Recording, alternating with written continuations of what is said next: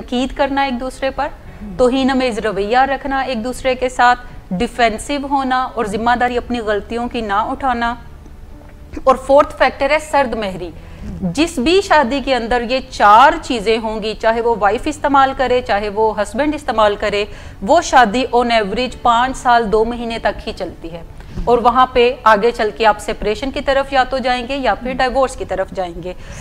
जो relationship masters होते हैं वो कुछ ऐसी चीजें कर रहे होते हैं कुदरती तौर पर या सीख कर, जो कि उनके रिश्ते को हर गुजरते दिन के साथ बेहतर बनाने की तरफ जाती हैं, जिसमें सबसे पहली चीज जो है कि वो एक दूसरे की इनर वर्ल्ड को एक्सप्लोर करते हैं। अच्छा, दूसरी अहम चीज है कि वक्तन फवक्तन एक दूसरे की तारीफो तहसीन करना। इसके अलावा तीसरा अहम फैक्टर है कि अपने लाइफ पार्टनर के हवाले से ओवरऑल पॉजिटिव पर्सपेक्टिव रखना। अच्छा, फोर्थ जो इम्पोर्टेंट फैक्टर है किसी भी शादी को खुशगवार बनाने का, वो कॉन्फ्लिक्ट को मैनेज करना है। पांचवा ये है कि अपने लाइफ पार्टनर की तरफ झुकाव रखना या उसके मुखालिफ चलना। 6 फैक्टर जो इसके अंदर है कि लाइफ पार्टनर अपने स्पाउस के उन ख्वाबों को जानता है और सिर्फ जानता ही नहीं बल्कि उन ख्वाबों की तामीर पाने के लिए अपने स्पाउस को सपोर्ट भी करता है। 7th जो इम्पोर्टेंट फैक्टर है इसके अंदर, कोई शेयर्ड मीनिंग भी होना जिंदगी का। क्या ये कोई ख़ास लोग होते हैं, कोई म्यूटेंट्स होते हैं, कोई दूसरी दुनिया से आए हुए लोग हैं जिनकी शादियां कामयाब हैं? शादी वही कामयाब है जिसमें जहाँ पर आपके साल भी ज़्यादा हैं तो वहाँ पे एक खुशगवार रिलेशनशिप भी एक दूसरे के साथ आप इंजॉय करते हो, तो यही कामयाबी बेसिकली कंसीडर की जाएगी। जहाँ तक बात है कि कुछ लोगों की शादियाँ कामयाब क्यों होती हैं और कुछ लोगों की नहीं हो पाती और वो सेपरेशन या डाइवोर्स के सफ़र की तरफ चल पड़ते हैं, तो ये 2 मुख्तलिफ किस्म की ब्रीड्स हैं। आमतौर पर माहिरीन जो कहते हैं कि जो भी लोग 4 रिलेशनशिप ब्रेकर्स को इस्तेमाल करते हैं, जिसमें तनकीद करना एक दूसरे पर, तौहीन-आमेज़ रवैया रखना एक दूसरे के साथ, डिफेंसिव होना और जिम्मेदारी अपनी गलतियों की ना उठाना, और फोर्थ फैक्टर है सर्द महरी। जिस भी शादी के अंदर ये 4 चीजें होंगी, चाहे वो वाइफ इस्तेमाल करे चाहे वो हस्बैंड इस्तेमाल करे, वो शादी ऑन एवरेज 5 साल 2 महीने तक ही चलती है। और वहां पे आगे चल के आप सेपरेशन की तरफ या तो जाएंगे या फिर डाइवोर्स की तरफ जाएंगे। दूसरी एक अहम चीज माहिरीन जो बताते हैं कि फर्ज करें अगर कोई मियाँ बीवी ये 4 रिलेशनशिप ब्रेकर्स इस्तेमाल नहीं करते, तो तब भी ये इस चीज़ को यकीनी नहीं बनाता कि उनकी शादी बड़ी अच्छी गुजरेगी, बल्कि बहुत सारे रिश्तों के अंदर मियाँ बीवी जो हैं इन 4 रिलेशनशिप ब्रेकर्स को इस्तेमाल नहीं करते, लेकिन वो इमोशनली एक दूसरे से डिसंगेज होते हैं। सो ऐसी मैरिज भी बहुत सारे साल साथ गुजारने के बावजूद भी कोई कामयाबी से हमकनार नहीं होती। हमारे मुल्क में ख़ास तौर पे जहाँ कुर्बानी का रिवाज बहुत ज़्यादा है, हम बच्चों की खातिर, बाज़ औक़ात पेरेंट्स की खातिर, बाज़ औक़ात ख़ानदानी नॉर्म्स और उनकी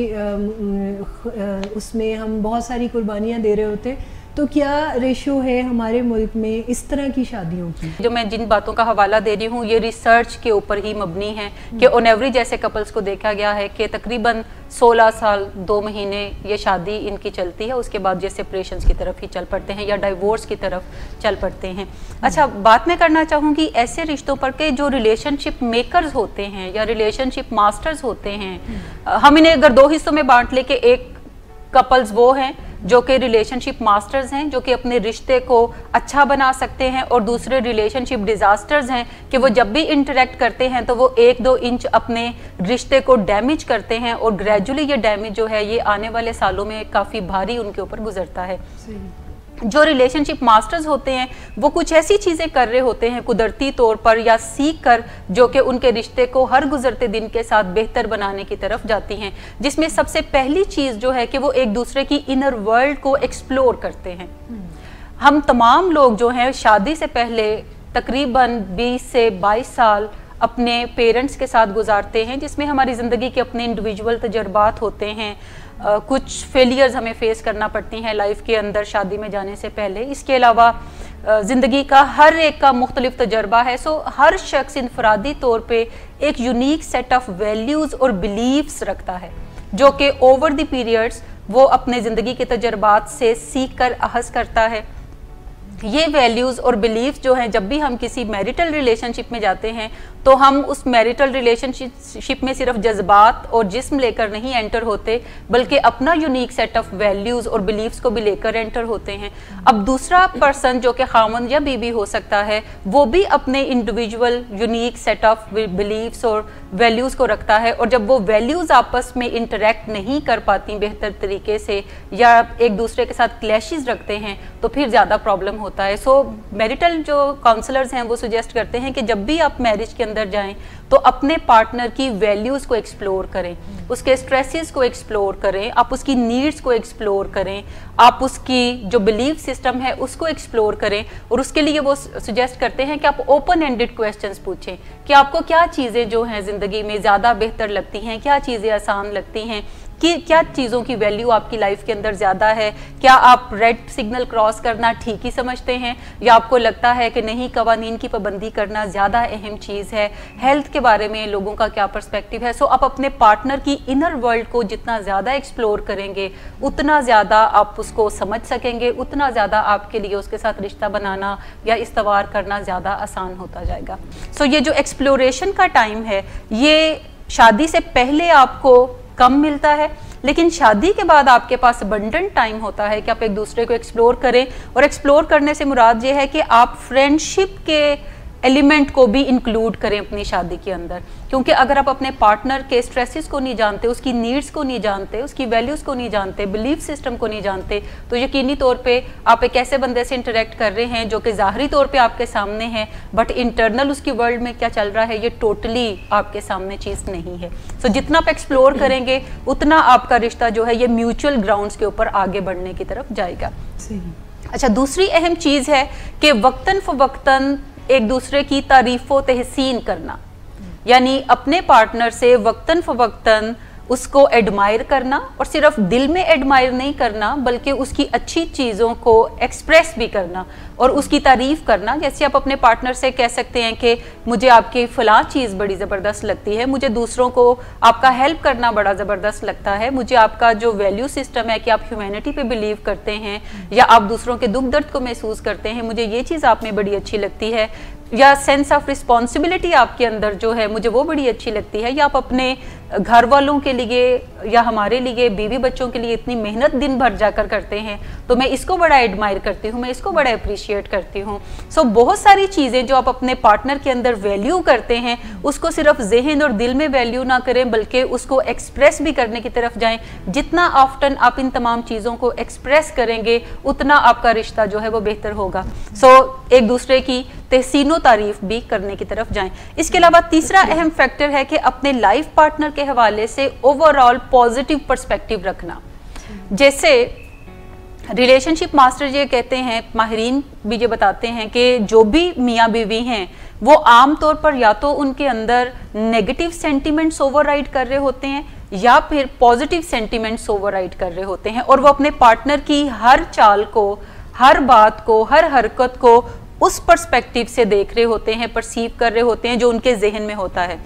जब भी पार्टनर अपसेट होते हैं किसी बात पे तो यूजुअली वाइफ्स का ख्याल होता है कि ये उन्होंने कुछ किया है जिसकी वजह से उनके हस्बैंड के ये तासुरात हैं। तो बीवियों को खामखा ये समझने की ज़रूरत नहीं है कि उन्होंने कोई कसूर कर दिया जिसका अताबा भी नाजल होने वाला है, बल्कि दुनिया में और भी बड़े सारे लोग हैं जो इर्द गिर्द आपके हस्बैंड के बसते हैं, उन्होंने भी काफ़ी कसूर कर रखे होते हैं। सो हमें फ़ौरन ही ये जो हमें बीवियों को ये जो सोच आती है कि शायद मैंने कुछ गलत किया है, तो ये नेगेटिव पर्सपेक्टिव है, जिसका मतलब है कि आपका हस्बैंड आपको शायद टारगेट करना चाहता है आपकी किसी गलती पे। आप अपने बारे में भी पॉजिटिव इमेज रखते हैं और अपने हस्बैंड के हवाले से भी पॉजिटिव इमेज रखते हैं, और जो मसला या परेशानी आपको नजर आता है आप उस पर बातचीत करते हैं और उसको रिजॉल्व करने की तरफ जाते हैं। अच्छा, फोर्थ जो इंपॉर्टेंट फैक्टर है किसी भी शादी को खुशगवार बनाने का, वो कॉन्फ्लिक्ट को मैनेज करना है। जैसे बहुत सारे कपल्स जो हैं वो जब भी किसी मुश्किल परेशानी के अंदर होते हैं या कोई कॉन्फ्लिक्ट उन दोनों के बीच में आ जाता है तो ज़्यादातर ये ख्याल किया जाता है कि अगर इस कॉन्फ्लिक्ट को अंडर द कारपेट फेंक दिया जाए और ताल्लुकात को दोबारा बेहतर बना लिया जाए और यूं बिहेव किया जाए या प्रिटेंड किया जाए कि एज इफ कुछ हुआ ही नहीं है, तो इससे मसला हल नहीं होगा। बल्कि वो पार्टनर्स जो कि उस कॉन्फ्लिक्ट को रिजॉल्व होने के लिए टाइम आउट चाहिए, टाइम आउट देते हैं और फिर वापस उस मसले के ऊपर डिस्कशन करते हैं अच्छे तरीके से और उस कॉन्फ्लिक्ट को मैनेज करते हैं। ये पार्टनर्स वो हैं जो कि ज़्यादा बेहतर खुशगवार इज़्दिवाजी रिश्ते को इंजॉय करते हैं। हमारे यहाँ एक कॉन्सेप्ट ये है कि हैप्पी मैरिजेस जो होती हैं वहाँ पे प्रॉब्लम्स नहीं होते और जो अनहैप्पी मैरिजेस होती हैं वहाँ पे प्रॉब्लम्स होते हैं, जबकि रिसर्च ये बताती है कि हैप्पी मैरिजेस और अनहैप्पी मैरिजेस में प्रॉब्लम तकरीबन सिमिलर ही होते हैं, लेकिन जो हैप्पी मैरिजेस या हैप्पी कपल्स होते हैं वो प्रॉब्लम्स को सॉल्व अच्छे तरीके से कर पाते हैं, जबकि जो अनहैप्पी कपल्स होते हैं वो कॉन्फ्लिक्ट को ज़्यादा अच्छे तरीके से जब मैनेज नहीं कर पाते तो उनका रिलेशनशिप 1 डिग्री नीचे चला जाता है हर कॉन्फ्लिक्ट होने के बाद और वो अपने रिलेशनशिप को और ज़्यादा स्टेल करते जाते हैं। सो जब भी कोई कॉन्फ्लिक्ट हो तो एक तो उसका स्टार्ट जो है वो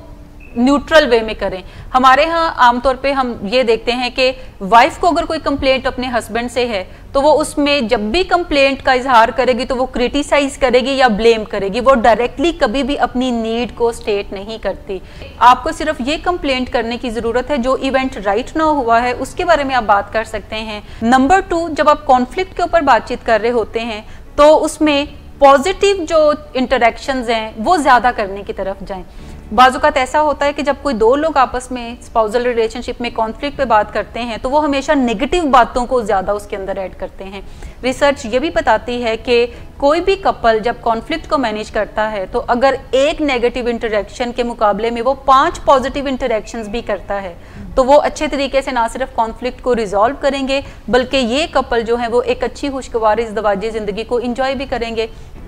लेकिन जो अनहैप्पी कपल्स होते हैं वो यूजुअली कॉन्फ्लिक्ट मैनेज करने के दौरान जब एक नेगेटिव बात करते हैं, एक नेगेटिव जुमला बोलते हैं तो एक ही पॉजिटिव जुमला बोलते हैं या 0.8% यानी एक से भी कम पॉजिटिव जुमला बोलते हैं। और इसी तरह से जो हैप्पी कपल्स होते हैं वो जब कॉन्फ्लिक्ट नहीं होता तो आमतौर पे एक नेगेटिव इंटरेक्शन के मुकाबले में वो 20 पॉजिटिव इंटरेक्शन करते हैं, यानी एक मनफी जुमला इक्का दुक्का जो जुबान से निकलता है तो उसके मुकाबले में 20 मुस्बत जुमले भी वो बोलते हैं और ये वो अनकॉन्शियसली कर रहे होते हैं। और जो कपल सीखते हैं मैरिज काउंसलिंग के थ्रू वो डेलिबरेटली भी इन तमाम चीज़ों को करने की तरफ जा सकते हैं। यानी कि ये बात फिर किसी हद तक दुरुस्त है कि अगर एक कॉन्फ्लिक्ट आपकी मैरिटल लाइफ में आता है और आप उसको कामयाबी से रिजॉल्व करते हैं तो आपका रिश्ता जो है वो कुछ और बेहतर होने की वो 10 टाइम्स तकरीबन बेहतर हो जाता है, क्योंकि जो कम्युनिकेशन है आपका जब भी वो खराब होगा और आप उस मसले को ना सिर्फ अनरिजॉल्व छोड़ेंगे बल्कि आपका रिलेशनशिप भी 10 टाइम्स नीचे चला जाएगा। लेकिन अगर आप किसी एक कॉन्फ्लिक्ट को मैनेज करते हैं अच्छे तरीके से तो ना सिर्फ वो मसला आपका खत्म होता है बल्कि आपका रिलेशनशिप भी 10 टाइम्स जो है वो ज्यादा बेहतर होने की तरफ जाता है। सो एक तो कॉन्फ्लिक्ट को सिर्फ उसका सॉफ्ट स्टार्ट करें, जो मसला है सिर्फ उसी की हद तक बयान करें। सेकेंडली पॉजिटिव इंटरेक्शन या पॉजिटिव कमेंट्स अपने स्पाउस के हवाले से ज़्यादा रखें, एम्पैथी शो करें, कंसर्न शो करें, एप्रिसिएशन शो करें। जो भी प्रॉब्लम आप डिस्कस कर रहे हैं उसके हवाले से जहाँ जहाँ ये चीज़ें आएँ वहाँ पर आप अपनी जो अंडरस्टैंडिंग है उसको शो करते हैं। आप अपने दिल की तर्जुमानी करते हुए कहते हैं कि हाँ आपको ख्याल है कि आपकी किसी बात से उनके भी दिल को तकलीफ पहुंची है। इसी तरह तीसरा जो अहम पॉइंट है कॉन्फ्लिक्ट मैनेज करने में कि जो हैप्पी कपल्स होते हैं वो अपनी गुफ्तगू के दरमियान रिपेयर भी करते रहते हैं। जहाँ जहाँ वो गुफ्तगू में कोई डैमेज या डेंट देते हैं तो वो उसको रिपेयर भी करते हैं, किसी एक स्माइल से, सेंस ऑफ ह्यूमर को डाल के वो रिपेयर करने की तरफ जाते हैं, कोई मुस्बत जुमला बोलकर वो रिपेयर करने की तरफ जाते हैं। वो कहते हैं अच्छा कोई बात नहीं, हम बात ही कर रहे हैं, मसला हल हो जाएगा, बात करने से ही मसले हल होंगे। सो आप उसको थोड़ा लाइट वे में कॉन्वर्सेशन को करते हैं। सो आप अपनी जो कॉन्फ्लिक्ट के दौरान जो नेगेटिव बातचीत है उसको रिपेयर भी करते चले जाते हैं। कॉन्फ्लिक्ट मैनेज करने में एक और इम्पॉर्टेंट फैक्टर ये है कि अगर फाइट की तरफ आप इनिशिएट कर रहे हैं तो आपके अंदर इतनी एबिलिटी हो कि आप उस फाइट को डी-एस्केलेट कर सकें, यानी जो खिंचाव तनाव बढ़ता जा रहा है आप कुछ ऐसी बात कर कर उस खिंचाव या तनाव को कॉन्फ्लिक्ट के दौरान जो है वो कम करने की तरफ जा सकें। अगर आप ऐसा करते हैं तो इससे भी आपको कॉन्फ्लिक्ट मैनेज करने में आसानी मिलती है। एक और चीज़ बड़ी इंपॉर्टेंट है, जब कोई मुश्किल मौजू के ऊपर बातचीत कपल्स कर रहे होते हैं या किसी कॉन्फ्लिक्ट को वो मैनेज करने की कोशिश कर रहे होते हैं, कि फिजियोलॉजी हमारी जो है वो भी काफ़ी अहम रोल प्ले करती है किसी मसले को सॉल्व करने में या किसी मसले को अनरिजॉल्व करने में। अमूमी तौर पे माहिरीन ये कहते हैं कि जब हमारी हार्ट बीट 100+ हो जाती है तो उस वक्त हम किसी कंस्ट्रक्टिव बातचीत के काबिल नहीं रहते। जब भी हमारी हार्ट बीट 100 से नीचे है, आमतौर पर हमारी हार्ट बीट जो है वो 1 मिनट में 72 टाइम्स जो है वो हमारा दिल धड़कता है। लेकिन अगर ये 72 से 100 प्लस एक्सीड कर जाता है तो इसका मतलब है कि अब कोई मुस्बत बातचीत हो नहीं सकती। और ऐसे में आप अपनी फिजियोलॉजी की तरफ ध्यान रखते हैं कि अगर आप फाइट या फ्लाइट मोड में जाते हैं, so this is not a good time to talk on any issue.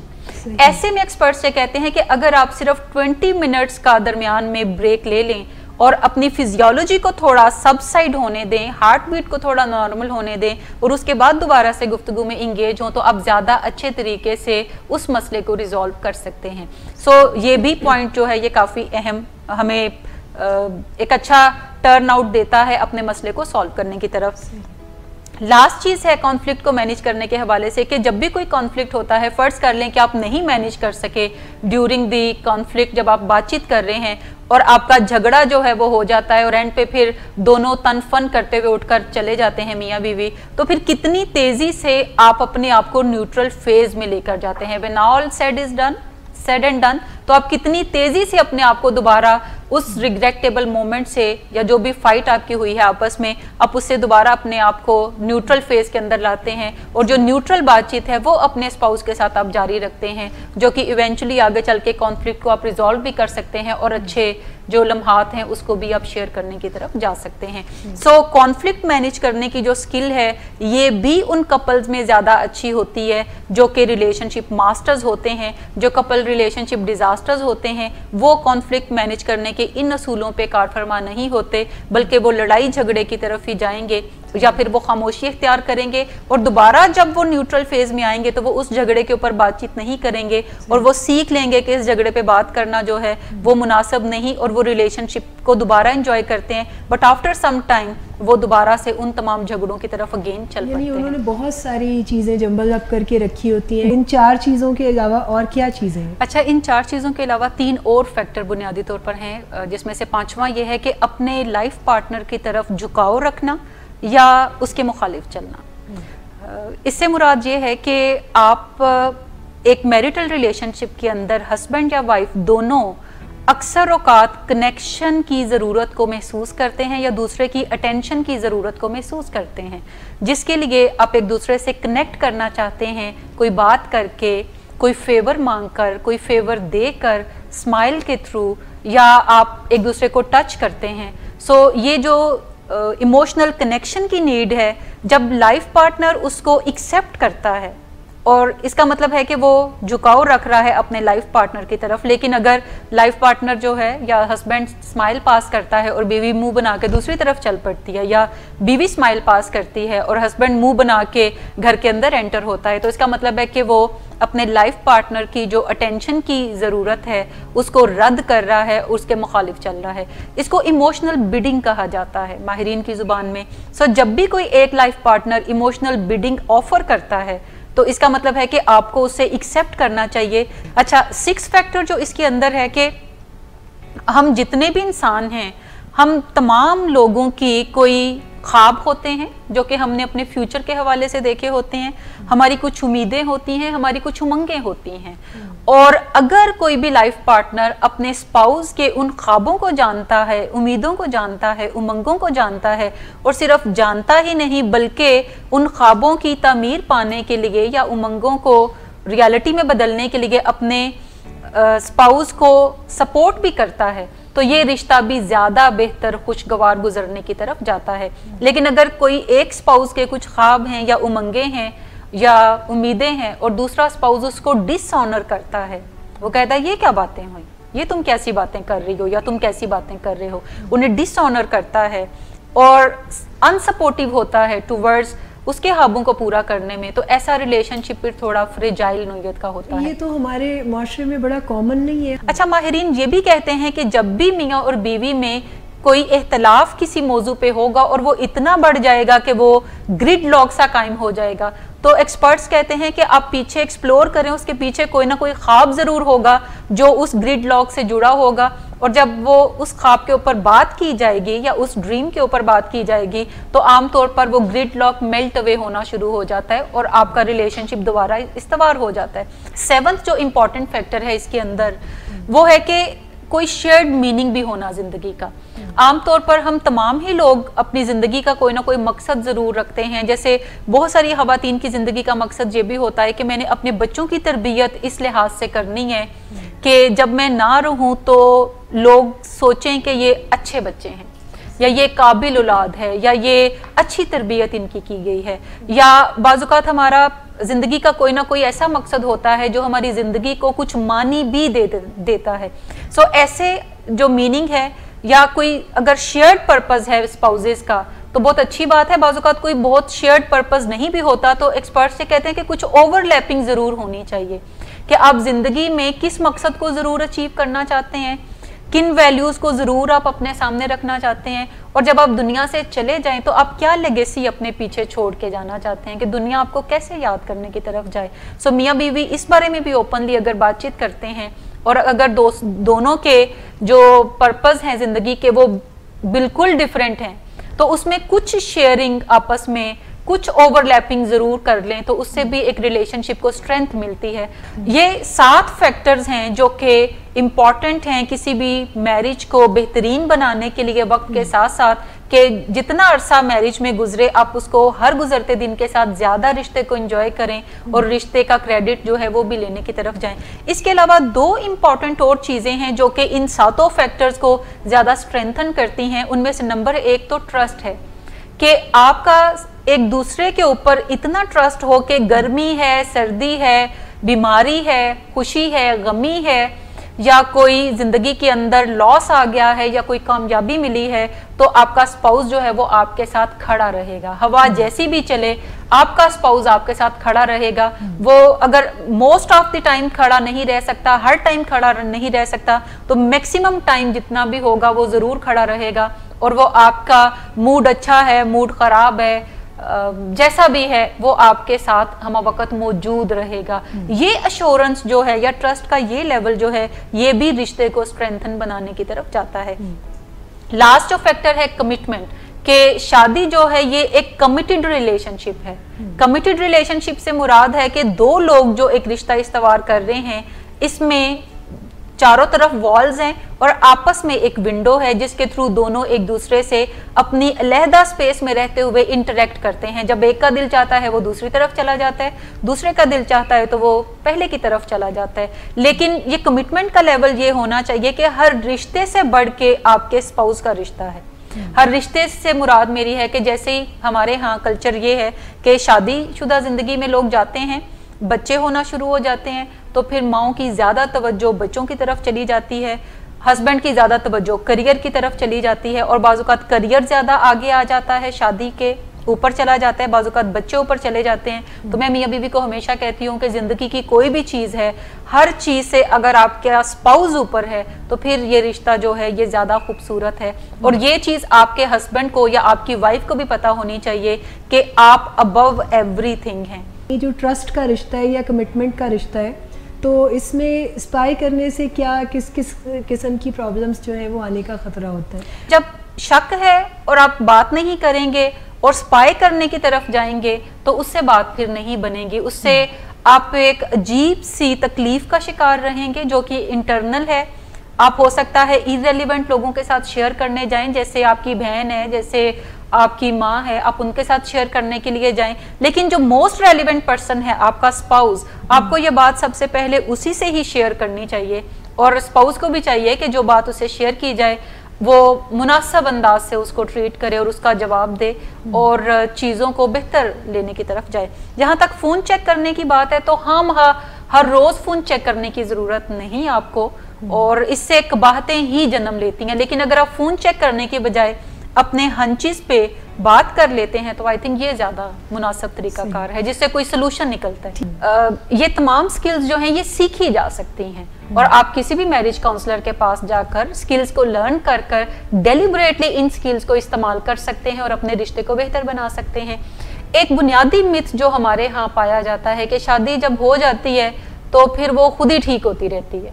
तो ऐसा नहीं है। शादी को हर गुजरते दिन के साथ आपको बेहतर बनाने की जरूरत होती है। मैं अक्सर शादी को एक पौधे से तशबीह देती हूँ कि आप घर में एक पौधा लगाते हैं, अगर आप उस पौधे को पानी नहीं देते, खाद नहीं देते, नरिश नहीं करते, धूप नहीं देते जितनी कि उसको रिक्वायर्ड है, तो यकीनी तौर पे वो पौधा जो है वो पनप नहीं सकता। डॉक्टर सदाकत एक बात करते हैं, वो कहते हैं कि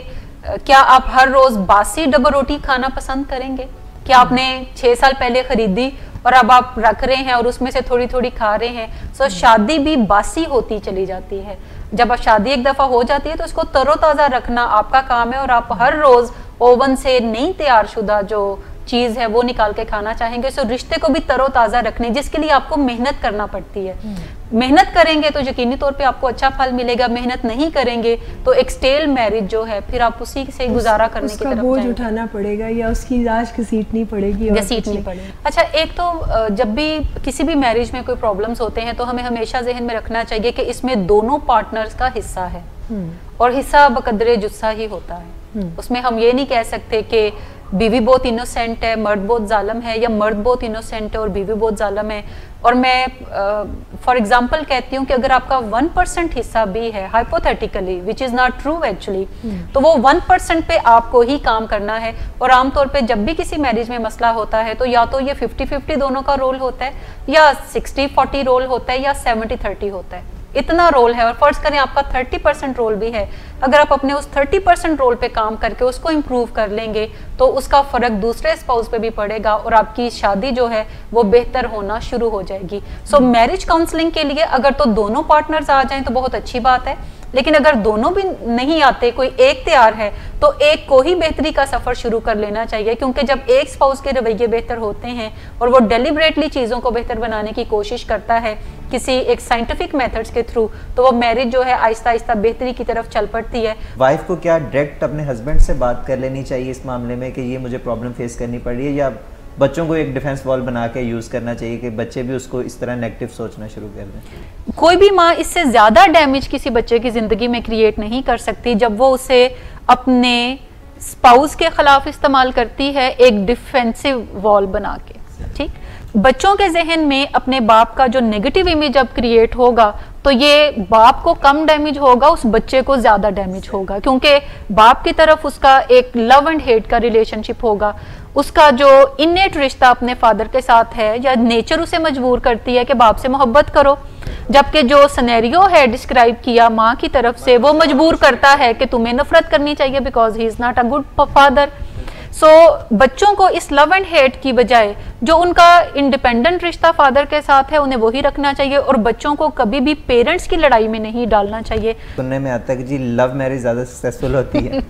या वो कहते हैं अरेंज मैरिज ज़्यादा सक्सेसफुल होती है, कौन सी ज़्यादा सक्सेसफुल रहती है, या कौन से के ज़्यादा फायदे हैं, या कौन सी लाइफ ज़्यादा पॉजिटिव रहती है आगे चल के? ये मुझे लगता है कि जो लव मैरिज करते हैं वो कहते हैं कि अरेंज मैरिज ज़्यादा सक्सेसफुल है। अच्छा, लव मैरिज है या अरेंज मैरिज है, ये आपको कनेक्ट करती है एक रिश्ते के अंदर। उसके बाद डिपेंड करता है कि ये रिश्ता आपने कैसे चलाना है। क्या आपके पास वो स्किल्स हैं जो इस रिश्ते को बेहतर आगे चल के करेंगी, या स्किल्स नहीं है? अगर स्किल्स नहीं है तो चाहे आपकी लव मैरिज है वो रिश्ता आहिस्ता आहिस्ता खराब होना शुरू हो जाएगा, और अगर आपकी अरेंज मैरिज है और आपके पास स्किल्स नहीं है तब भी वो रिश्ता आहिस्ता आहिस्ता खराब होना शुरू होगा। मेरा ये क्वेश्चन है कि जो फैमिलीज एडिक्शन से सफ़र कर रही होती हैं और कुछ वाइफ जो होती हैं वो लीडर बन जाती हैं, तो जो आपने टूल्स और ये स्किल्स की बात की, तो ये स्किल्स जो वहाँ भी एप्लीकेबल होते हैं? बिल्कुल ऐसा है कि जब हम किसी भी एक ऐसी फैमिली से डील कर रहे होते हैं जहाँ पे एडिक्शन का मसला होता है, और वहाँ पे बाजुकात हमें जो थेराप्यूटिक लीडरशिप का रोल है, मैं थेराप्यूटिक का वर्ड ज़्यादा यहाँ पे इम्पॉर्टेंट कंसिडर करूँगी कि थेराप्यूटिक रोल जो वाइफ का बनता है वो बतौर लीडर के बन जाता है, क्योंकि उन्हें उस सारे ट्रीटमेंट को लीड करना होता है और अपने हस्बैंड को सपोर्ट करना हो। वहां पर ये स्किल्स मेरे ख्याल में आम नॉर्मल लाइफ से भी ज्यादा अहम है। तो जो पहली चीज किसी भी मैरिटल रिलेशनशिप में एडिक्शन के बाद कमजोर होगी वो रिश्ता कमजोर होगा, और अगर हम उस रिश्ते को ही मजबूत कर लें थ्रू दी स्किल्स जो कि आज जिसके ऊपर हमने बात की, तो फिर दूसरा गोल अचीव करना और ज्यादा आसान हो जाएगा। जी बहुत शुक्रिया। और मिस सुनैना आपको क्वेश्चन मिस मेरा क्वेश्चन ये है कि अक्सर जब कोई मैरिटल रिलेशनशिप ख़राब होने शुरू हो जाता है तो फैमिली सजेस्ट करती है कि जब बच्चे हो जाएंगे तब सब सेट हो जाएगा, तो इस पे आपकी क्या राय है कि ये इस तरह फैमिली को इस तरह के सजेशन देने चाहिए या नहीं? अच्छा, पाकिस्तान में ये बड़ा एक कॉमन मिथ है कि बच्चे होंगे तो फिर शादी ठीक हो जाएगी, और आमतौर पे लोग ये कहते हैं कि बच्चे होंगे तो फिर तुम्हारे पाँव लग जाएंगे और तुम ये रिश्ता मजबूत हो जाएगा। जबकि साइंस ये कहती है कि जब भी कोई फर्स्ट बेबी होता है तो जो नॉर्मल स्पाउसल रिलेशनशिप है वो भी गड़बड़ होता है, वो भी फ्यू मंथ्स गड़बड़ रहता है, और वहाँ पे इन तमाम चीज़ों को डेलिबरेटली करने की ज़रूरत ज़्यादा पेश आती है, क्योंकि बच्चा एक स्ट्रेस भी लेकर आता है। बच्चा स्ट्रेस लेकर आता है, उसमें एक तो आमतौर पे माँ की हेल्थ जो है वो 9 मंथ प्रेगनेंसी के दौरान काफ़ी उसमें इमोशनल चेंजेस आ रही होती हैं ड्यू टू जो केमिकल्स उनके अंदर बहुत ज़्यादा बिल्ड हो रहे होते हैं उस बच्चे की इंटरनल ग्रोथ के लिए। उसकी वजह से काफ़ी मूड वेरिएशंस होती हैं माँ के अंदर, और बाप के अंदर होती हैं कि बाप उस दौरान उतना टाइम नहीं ले पा रहा होता वाइफ से जो कि लेने की उसको ज़रूरत होती है या जिसकी उसको आदत है। फिर जब बच्चा आ जाएगा तो माँ की फौरी तौर पे अटेंशन जो है वो उस बच्चे की तरफ भी कन्वर्ट होती है। उसका मैक्सिमम टाइम जो पहले सिर्फ हस्बैंड शेयर करता था, अब उसमें दरमियान में एक बच्चा भी आ गया। तो आम तौर पे माहिरीन कहते हैं कि 67% स्ट्रेस ज्यादा बढ़ जाता है किसी भी कपल की जिंदगी में जब कोई बच्चा पैदा होता है, जबकि हमारे यहाँ ये सोचा जाता है कि बच्चा बड़ी खुशियां लेकर घर में आएगा, जबकि साइंस कहती है कि बच्चे के साथ 67% स्ट्रेस भी उस घर में ज्यादा उतरता है। और आमतौर पर नॉर्मल फैमिलीज के यहाँ भी जो फर्स्ट बच्चे के पैदा होने के बाद जो पहला 1 साल है, जिसमें खास तौर पर पहले 6-7 माह हैं, वो काफी मुश्किल गुजरते हैं और अक्सर उनमें लड़ाइयाँ हस्बैंड एंड वाइफ के अंदर होने की तरफ जाती हैं। सो ये कोई ज्यादा हकीकत इसमें नहीं है कि बच्चा हो जाएगा तो पाँव लग जाएंगे। ये यहाँ पे लोग इसलिए पाकिस्तान में कहते हैं कि बच्चा है तो फिर थोड़ा रिश्ते को तोड़ना मुश्किल हो जाता है, कि लोग ख्याल करते हैं कि मेरी औलाद भी है। लेकिन मैंने देखा है जिन्होंने ख्याल नहीं करना उन्होंने नहीं करना, जिन्होंने करना है उन्होंने बच्चे नहीं भी हैं और सिर्फ वाइफ है तो वो उसका भी ख्याल करने की तरफ जाएंगे। सो अगेन डिपेंड करता है कि आप एक रिश्ते को देख कैसे रहे हैं, कितने कमिटेड हैं आप उस रिश्ते के साथ, कितना ट्रस्ट है आपका उस रिश्ते के अंदर दोनों स्पाउसेस का एक दूसरे के ऊपर, और फिर आप बाकी मैरिज को खुशगवार बनाने के फैक्टर्स को कितना इस्तेमाल करते हैं। सो ये ज़्यादा इम्पोर्टेंट है। सही। मिस तहसीन आप भी कुछ पूछना चाहेंगे? जी बस 2 क्वेश्चन है मेरे। एक तो मुझे बताइएगा कि मैरिज की एसेंस या रिक्वायरमेंट बेसिकली है क्या? क्या हमें अपने पार्टनर में कोई जो सोलमेट का कॉन्सेप्ट है ऐसा कुछ तलाश करना है कि वो कहीं हमें कोई कंप्लीट करेगा, या हमारी लाइफ में जो कोई कमियां थी, कसरें थी, डिसअपॉइंटमेंट्स थी, उनका कोई अजाला बन के कोई उनका कोई जो है कोई उसके लिए कोई पॉजिटिव चीज़ बन के आएगा, हमारी ज़िंदगी में शामिल होगा, या हम इननेटली कंप्लीट होते हैं और हमें ऐसे किसी पार्टनर की तलाश होनी चाहिए जो कहीं पे हमें लाइफ को बेहतर करने में मदद दे या हमें जैसे कॉम्प्लीमेंट करे हमारी अच्छी चीज़ों को। दूसरी बात मुझे ये बताइएगा कि कितनी स्पेस जो है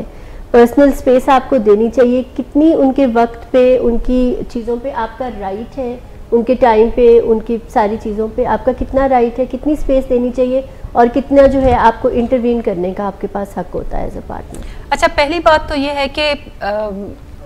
कोई भी मैरिज के लिए आपको तभी जाना चाहिए जब आप उस मैरिज को संभालने के लिए और बेहतर बनाने के लिए तैयार हैं। हमारे यहाँ किसी भी मैरिटल रिश्ते में जाने की जो क्वालिफिकेशन है वो एज फैक्टर है, जबकि एज जो है वो किसी भी मैरिज में जाने के लिए क्वालिफाइड नहीं है। जैसे रिसेंटली मुझे एक बच्ची है जिसकी काउंसलिंग करने का मौका मिला है, और उनकी एज जो है वो तकरीबन कोई 27 साल है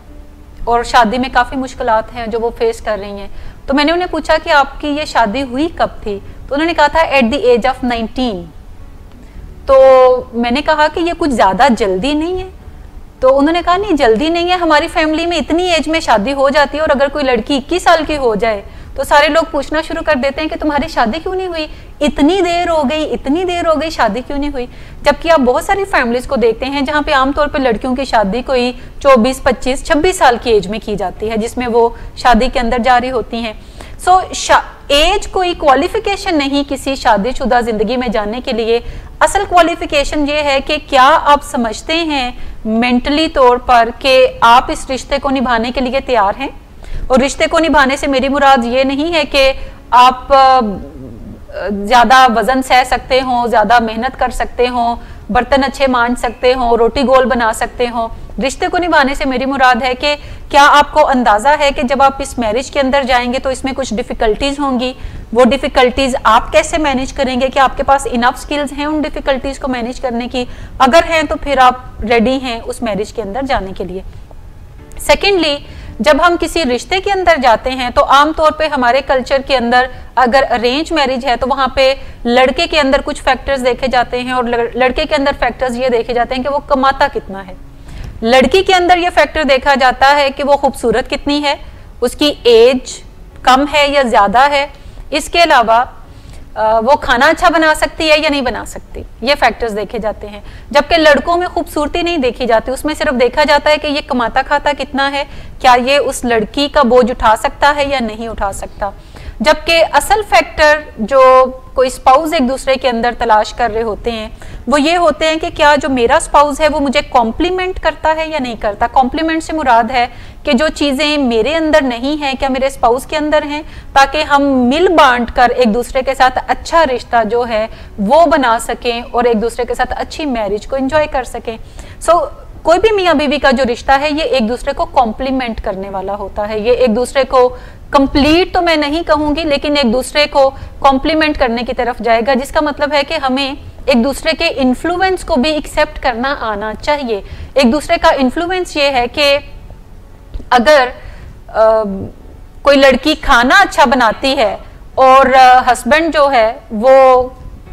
चाय बहुत अच्छी बनाता है तो उसको हस्बैंड की स्किल्स को एक्नॉलेज करना चाहिए और उससे वाइफ की स्किल्स को एक्नॉलेज करना चाहिए। लेकिन अगर कोई खातून वर्किंग है और सोच विचार बड़ा अच्छा कर लेती है या उसका मैथ्स बड़ा अच्छा है तो फिर उसको भी एक्सेप्ट करना चाहिए हस्बैंड को कि अच्छा मेरी वाइफ का मैथ्स बहुत अच्छा है तो क्या मैं इससे अकाउंट्स के कुछ कामों में मदद ले सकता हूँ, या मेरी वाइफ में ये एबिलिटी बहुत ज़बरदस्त है तो क्या मैं इससे कुछ हेल्प ले सकता हूँ। हमारे यहाँ ओवरऑल पाकिस्तान में और इवन दुनिया भर के अंदर मियाँ बीवी में एक दूसरे के इन्फ्लुएंस को एक्सेप्ट करना भी एक काफ़ी बड़ा मसला है और हैप्पी कपल्स जो होते हैं वो एक दूसरे के इन्फ्लुएंस को भी एक्सेप्ट करते हैं बड़ी खुशदिली के साथ। और पाकिस्तान में या दुनिया भर में लड़कियां बड़ी जल्दी अपने हस्बैंड के इन्फ्लुएंस को एक्सेप्ट करती हैं, वो बड़ी जल्दी ये मानती हैं कि हस्बैंड उनका कमा कर लाएगा या अगर उसको कोई भी चीज़ आती है या उसके घर वालों का ख्याल उसे रखना है। लेकिन हस्बैंड्स जो है उन्हें काफ़ी डिफ़िकल्टी होती है कि वो अपनी वाइफ के इन्फ्लुएंस को एक्सेप्ट करें। जैसे अगर वाइफ के मेके में से कोई आता है तो हस्बैंड उसे टाइम देने की तरफ नहीं जाए तो ये भी उसका इन्फ्लुएंस एक्सेप्ट ना करना है। या अगर बीवी के अंदर कोई अच्छी क्वालिटी है, एबिलिटी है तो हस्बैंड कहे कि जी तुम ज़्यादा अच्छा नहीं सोच सकती या उसकी एबिलिटीज़ को निगेट करे तो ये भी उसका इन्फ्लुएंस जो है वो एक्सेप्ट करना नहीं है। ये जो बड़ी ट्रेंडिंग सी टर्म है हमारी एक सोलमेट की, ये कोई रियल फिनोमेना है या कोई अफसानवी सी ही बात है? आई थिंक सोलमेट जो है ये वो लोगों को शायद कंसिडर किया जाता है जो एक दूसरे के साथ मीनिंग को शेयर करते हैं, जिनकी कोई लाइफ का पर्पस एक जैसा होता है, जिनकी कोई लाइक्स एंड डिसलाइक्स बड़ी मैच कर रही होती हैं, जिनकी फिलॉसफी ज़िंदगी गुजारने की एक दूसरे के साथ मैच कर रही होती है। ये अफसानवी तस्वर ज़्यादा है, प्रैक्टिकलिटी इसके अंदर थोड़ी कम है। आपका जो भी स्पाउस है जिसके साथ भी आप रिश्ते में हैं आप उसी के अंदर बहुत अच्छी चीज़ों को इन्हेंस कर सकते हैं अपने रिश्ते को इम्प्रूव करने के लिए। लेकिन अगर आप किसी सोलमेट के इंतज़ार में हैं तो प्रॉब्लम रहेगी। फ़र्ज़ करें वो मिल भी जाएगा और अगर आपको रिश्ता निभाना नहीं आता तो तब भी मसाइल ही रहेंगे। सो बेसिक चीज़ है कि प्रैक्टिकली क्या चीज़ें वर्क करती हैं, अगर आप उन चीज़ों पे ज़्यादा तवज्जो रखेंगे तो चाहे आपकी अरेंज मैरिज है, चाहे लव मैरिज है, चाहे कोई सोलमेट है या आपसे काफ़ी हद तक मुख्तलिफ शख्स है तो आप उसके साथ एक अच्छी मैरिज ज़रूर बना सकते हैं। दुनिया के हर शख्स से कंसर्न है ये मौजू और देखने वाले भी इसको आज बहुत इन्जॉय करें। लेकिन आज के प्रोग्राम का वक्त चूँकि इतना ही था तो नाजरीन अब हमें इजाज़त दीजिएगा। नेक्स्ट वीक किसी और ऐसे ही मौजू के साथ आपकी खिदमत में हाजिर होंगे। उस वक्त तक के लिए इजाज़त दीजिएगा। खुदा हाफिज़।